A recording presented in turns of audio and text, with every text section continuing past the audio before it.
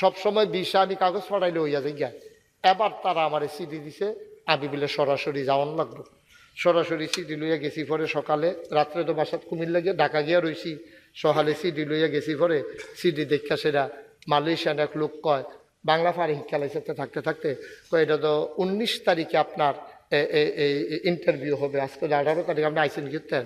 আমি কই ভাই আমি মালয়েশিয়া না গেলেও 19 তারিখ আর আইতাম পারতাম না, ভাল লাগলে আমার নিতেন পারেন, না ভাল লাগলে নাই। হেতে আমার ফেলছাইয়া কয় মুরব্বী। আমি বুঝ জ্বালাইছি চিন্না লাইছি। তো আমার ভিতরে গেল, তা ভিতরে নিয়ে আসে আমি গেলাম আমরা কি তা ভিতরে আনছো?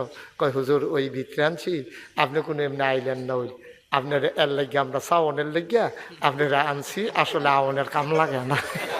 কারবার আর কি কারবার। আমি তোমরা সাওয়াই যে আমার কি কষ্টটা হয়েছে এটা বুঝাইতাম পারাম আমি।